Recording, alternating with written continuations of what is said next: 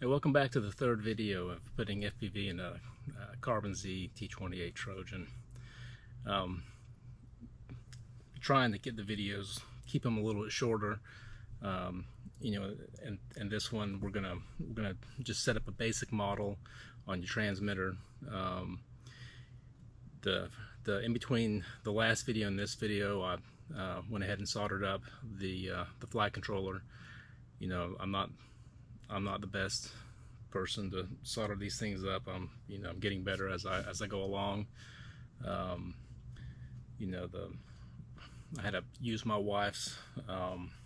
She had the silicone, I think cookie sheet or something. I don't know what it was, but that kind of helped me, keep the flight controller from skidding along my table as I'm soldering, because I'm using some EC5 battery. These are really thick 10 gauge wires, trying to solder this thing down there. It's really thick and it's taken me a long time to do it. So if y'all have any better ideas, let me know, because these things are, the EC5 cables are pretty thick, and there's not really a lot of room on these things on the power distribution boards. But one thing I did point out is, being that the Carbon Z T-28 is a big plane, and it has these retracts on the servo BECs. I did put the jumper at 6 volts, so that way we get enough juice coming through in this. So basically, what this video is going to cover is just a basic model setup on your transmitter, so that way we can bind the Spektrum receiver on the flight controller. We're going to go ahead and just do a real quick setup on the GPS. We'll plug the DJI O3 Air Unit in. Just going to quickly just go over that stuff on the Inav configurator. Really what I want to do is get the basic stuff on the controller, so that way we can get this into the plane, and then once we have the stuff in the plane, then we can start doing some more of the advanced settings that we need to do to get this thing in the air. So let's go ahead and get to it. All right, one of the first things that we're going to need to do is go ahead and create a model on the transmitter. So let's just go ahead and start that. We're just going to need to just do a basic acro model, and I have an IX14 Spektrum, so just going to add a new model, do a default airplane acro, and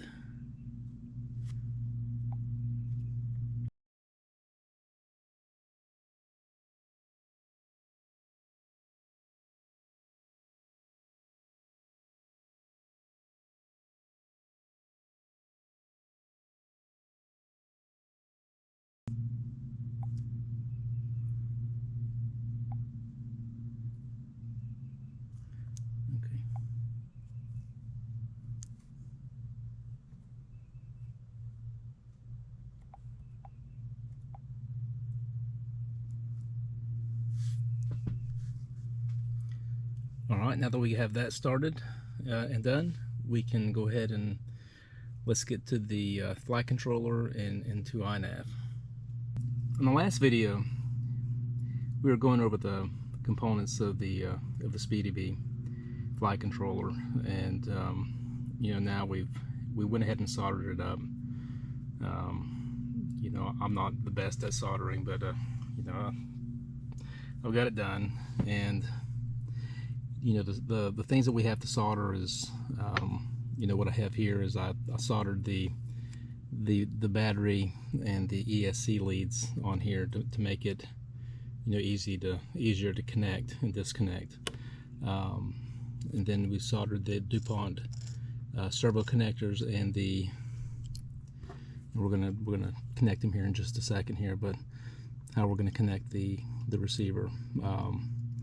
This is where you would connect if you have ELRS, crossfire, and in our case we're going to connect the Spektrum receiver, and I'm going to show you how we will do that.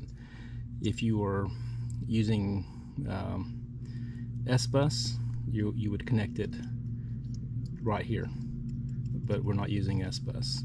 So what we're going to do is we're going to connect to the GPS, and I'll show you how to turn it on with a software switch in Inav. We're going to connect the DJI O3 Air Unit, and I'll show you how to turn it on. And we're also going to connect the Spektrum receiver, and we're going to bind it to Inav and show you the CLI or command line commands that you're going to have to put in Inav to get it to work correctly, to be able to use it. And it's not hard. You know, get it in there, and then everything will be good to go. So what we have to do, because of the type of receiver we're using, we have to use an adapter. And this was the what I was showing in the first video, is you have to get this adapter cable right here. You have to order the for the SRXL2. It comes with a special cable that has these JST ends right here, but you need a DuPont end, and so that way that you can use it. So then I use an adapter cable, an extension cable, and then I use a single DuPont end, because right here it's a four pin connector. And so what you do is it's basically you pull this first wire in right here, your signal wire, and you skip it, and so we can connect them right here. So to make it simple, this is going to be a blank. There's nothing connecting to this wire right here, or to this pin right here. And hopefully I'll pull it here so you can see it. So we're going to go ahead and connect the receiver, and then we'll, on this fourth pin right here, so that's going to be the transmit, and then the receive signal is blank. There's nothing connected to it right here. And then there you go. That's all you got to do to connect it. And then so the Spektrum receiver is connected. And then for the GPS, we're just going to connect them right up here. Make certain that the little pins line up.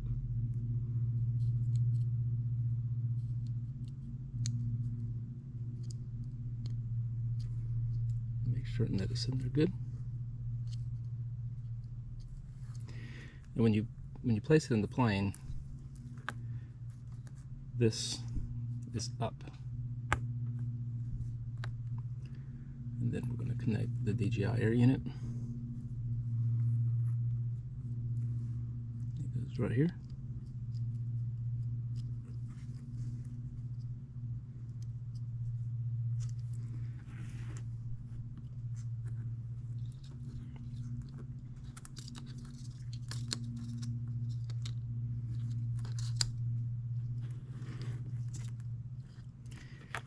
Now, when we connect this right now to Inav, we're going to connect it to the computer through the USB Type-C port, and it's going to have power, but it's not going to power the Air Unit. What we'll do is we'll connect the battery and all up to it. So we'll do that as well, so we can see that it's working. Let's go ahead and connect the USB-C port to the flight controller. Okay, we have lights, and we'll go ahead and connect to Inav. Okay, right here in the right hand side of Inav, you can see that everything is green. This is your pre-arming checks. Everything's good.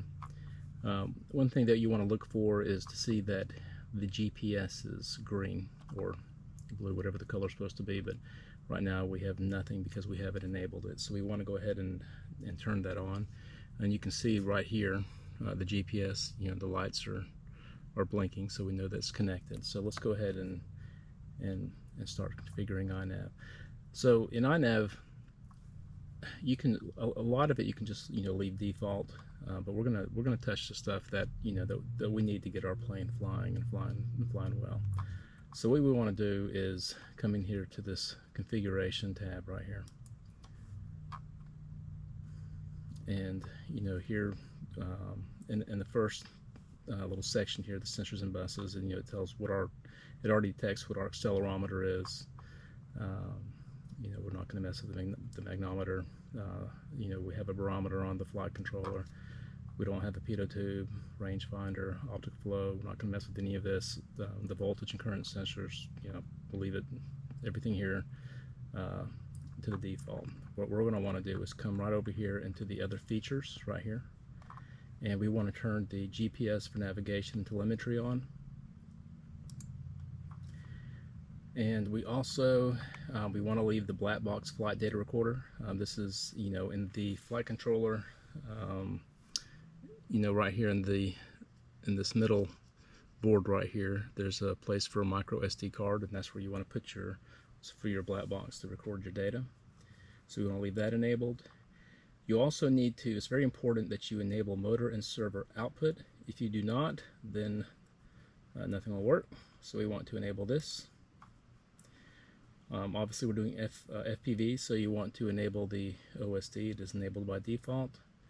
Permanently enable air mode, we want to leave that enabled. We are not flying a wing. We're flying a plane that takes off, lands on landing gear, so we're not throwing it up in the air, so we're not touching this.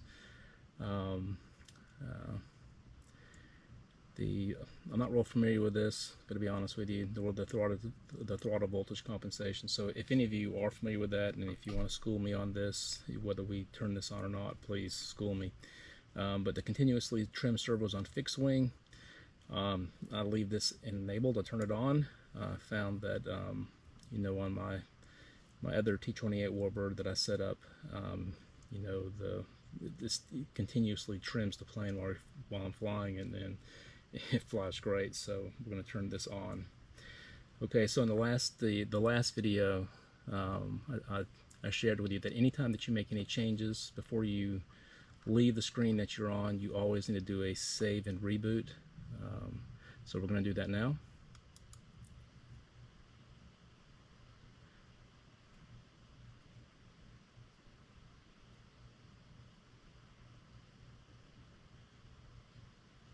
Okay, so what we wanted to do is to see if the GPS is detected, and it is. I'm going to come back up here to the setup, into the pre-arming checks. It still shows green. The GPS icon right here is showing blue, detects it. Now whenever you place the GPS in the plane, you want it to be clear of all electronics, as clear as you can get it away from the motor, the ESC. If you need to use the longer cables to get it away, then do that. But this is the direction you can see right here. This needs to be pointed up. Now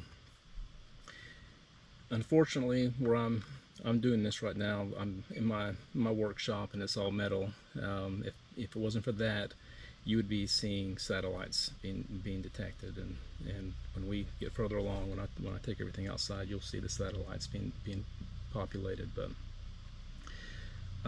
what we have here is 0, and that's because of where we are. But let's go ahead and configure the GPS. It's rather simple. So we're going to come over here to this tab right here. That's the GPS over here on the left. So let's go ahead and click that.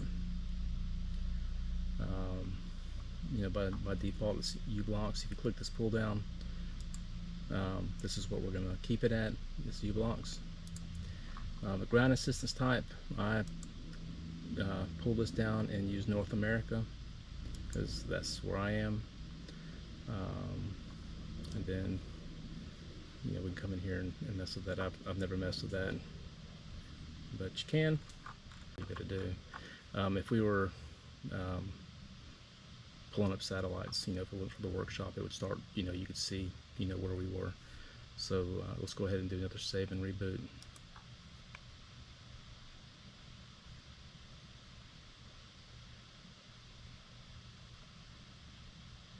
The next thing we're going to want to do is let's go ahead and make this, let's get the DJI Air Unit where it's alive.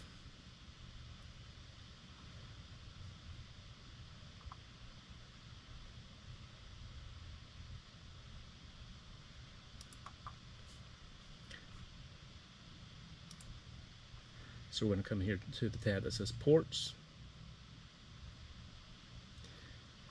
and this is UART.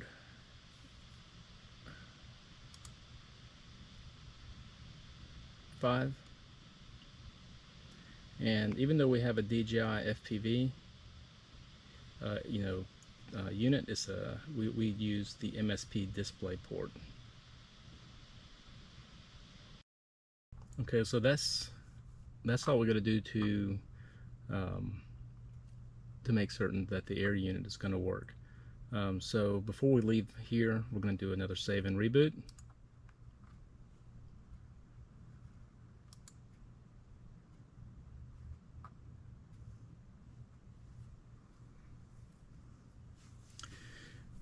Now, since we have the GPS configured, let's go ahead and set the failsafe up. Now, the failsafe is, you know, like what happens if you, you know, your transmitter loses connection to the receiver. And so we're going to go ahead and click on the failsafe tab right here. And you know, these are your options. You're going to drop it, you're going to land it, you're going to return to home, or you're going to do nothing. Well, not a drone. I'm not real familiar if these things can land. I don't think it can. You know, maybe it can, but what we want to do is we want our planes to return to home. So we're going to choose return to home, and then we'll do a save and reboot, and that's all we need to do. And we'll go through just, you know, in a little bit. We'll go through how we can set up return to home on the switches. Now, it's, you know, one of the things that I think I failed to mention earlier is, you know, you're going to need on your transmitter, you're going to need something more than, you know, a 6 or 8 channel transmitter. You know, I currently use a Spektrum IX14. You know, in the beginning I was using a Spektrum NX10, and you know, I was able to use it, but there were some features that you know, that I couldn't use in iNav. So you will need something, you know, with more channels. And this is why, you know, a lot of people say you need to use, you know, something like a Radio Master, an FR Sky, you know, something with more channels. You know, I recommend you don't use anything less. If you're going to use Spektrum, I suggest you don't use anything less than an NX10, but something with an IX14 or better, or, you know, use something like a Radio Master TX16S, or, you know, an FR Sky. Use something that gives you substantially more channels. All right, so the next thing we're going to want to do is we're going to want to let's go ahead and bind our receiver, and let's get that set up. But to do that, we're going to need to plug the battery in. All right, so let's go ahead and do another save and reboot, because I don't remember if I did that. And then we'll plug our battery in and go from there. Okay, now we're going to plug in a battery. I'm going to use a 6S HRB 5000. This is going to be the battery that I use to fly the the Carbon Z T-28. So now's a good time to test it and make sure we don't let out any smoke. I'm kidding, I've already tested it. Alright, so there we go. Plug it in and let's connect back to Inav. Alright, so what we want to do is we want to come in here to this tab here to receiver. And this is the receiver tab. So since we are going to be using a Spektrum receiver, Spektrum does things a little differently.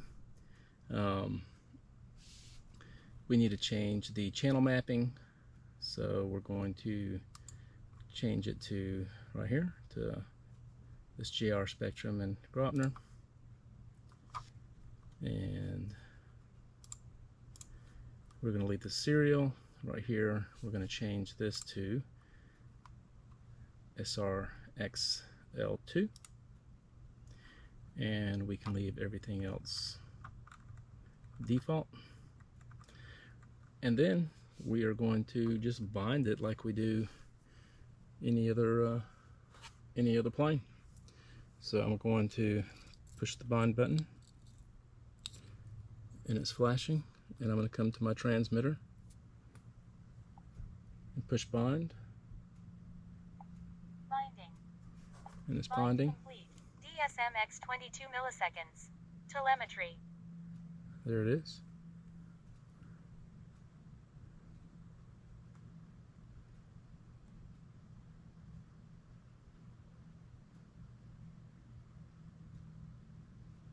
Done. Alright, but it's not really done. Okay. And we need to do a save and reboot.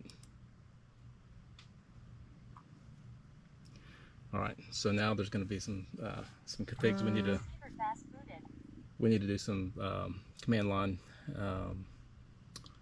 stuff in Inav. But now that it did a save and reboot, if you look now, the 4651T Spektrum receiver is actually a 20 channel receiver. It's a full telemetry,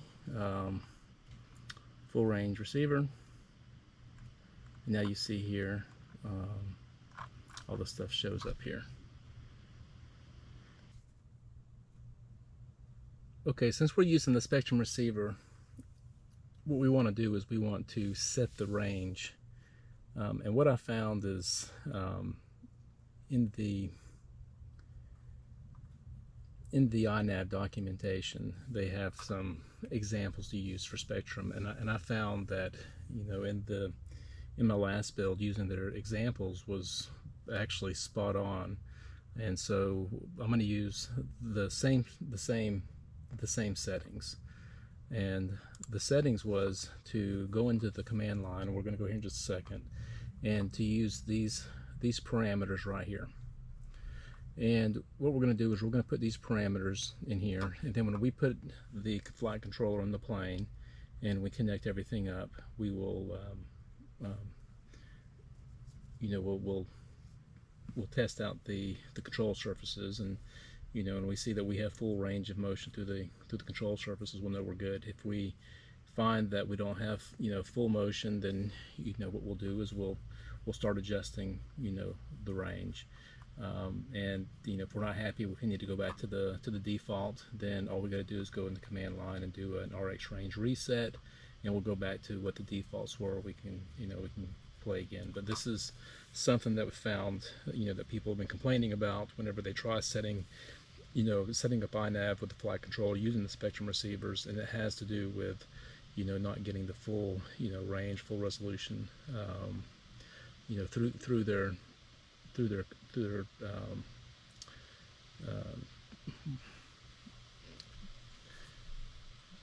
channels. But this is really all we have to do. So what we'll do is come in here to the very bottom, and right here it says CLI, we're gonna click that, And this is a good place to do if you ever have any problems, things aren't working. You can connect your computer to your flight controller, and one of the most handy things to do is to say, hey, I want to see what's going on. Show me a status. And so, type status, hit enter, and this can tell you, hey, this is what's going on with your flight controller. And here you go. It tells you a little bit about the system uptime, the current time.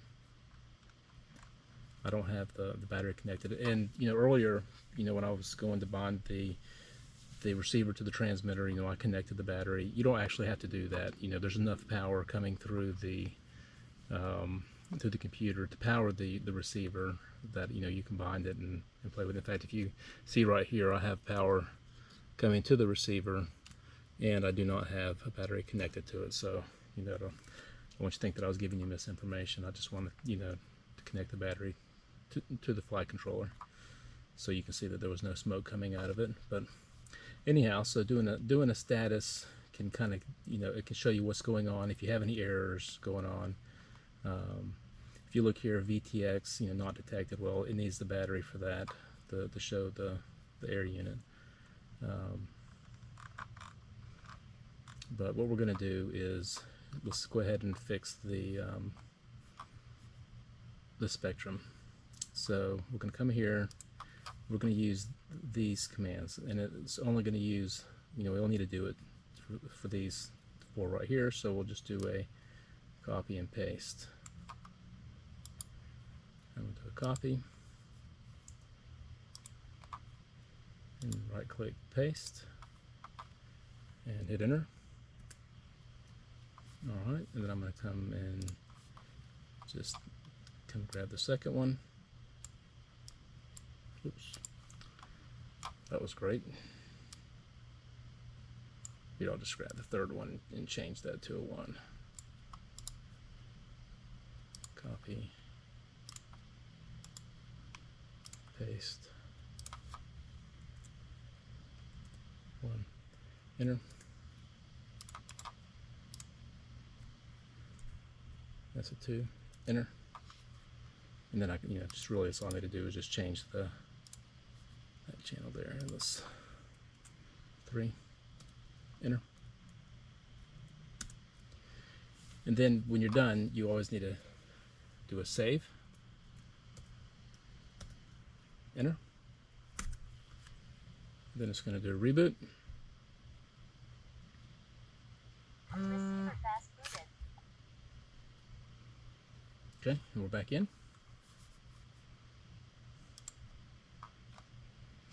Okay. Okay. Timer start. Timer stop. All right. So at this point, we're actually ready to start putting this thing in the airplane. We're going to start connecting everything up to the flight controller. We need to place it in there, and we have some more advanced configuration. We want to, configure the switches, configure arming, configure return to home, configure the loiter. The loiter mode. We want to configure, the all the other stuff that goes along with it. So we'll do this in the next videos. I wanted to pull this the flight controller out and take it outside so that you can see that the GPS is actually working. So we'll come out here and click connect,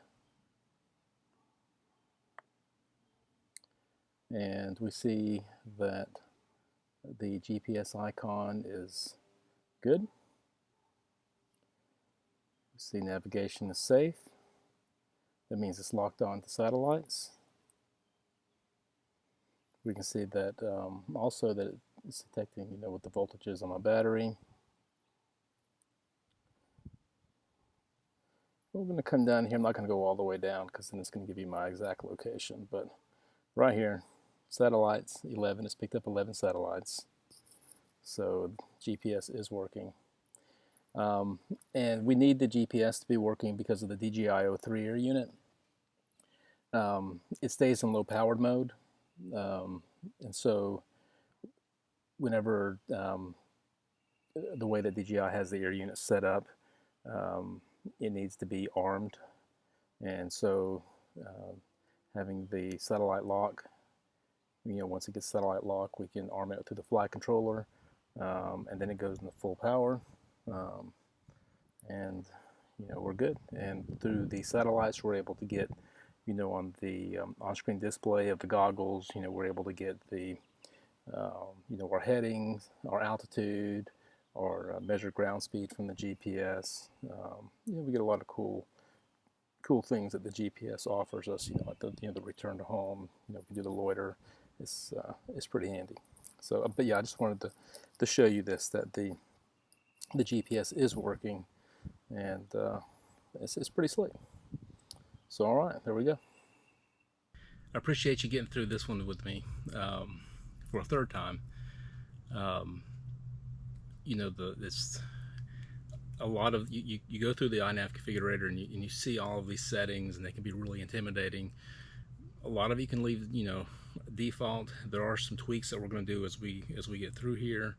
You saw when we went through the command line interface, or the CLI, it can be kind of intimidating, and you saw that we did some basic configs in there for the Spektrum receiver.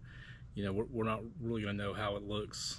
Those are what I used in my last build for my FMS T-28, and it was perfect. It was spot on, and I feel that it's going to be the same for this one right here.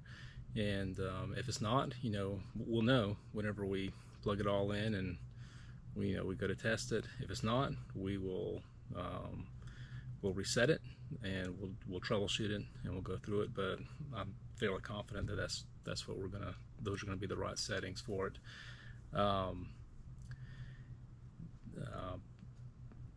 This is at this point, these last three videos, we've gone over the flight controller. We haven't really touched the plane.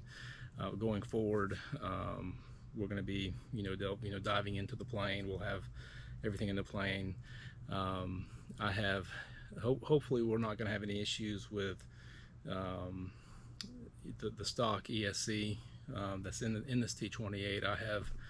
I have read where at least one or two issues where some people have had some issues with the ESC that's come with the Carbon T-28 working with Inav, and I don't know if that's standard or if that's just maybe something in how they configured it. We're going to find out, if that's true, and I come into it and I have issues with the with the ESC that's in the plane, that I'm going to have to pause and order something else, and we'll go from there. But so in the next videos, we will be in the plane setting everything up. It's gonna get less dry and more interesting. So again, I appreciate you following along with me so far. Please consider subscribing, and we'll see you in the next video. Thank you.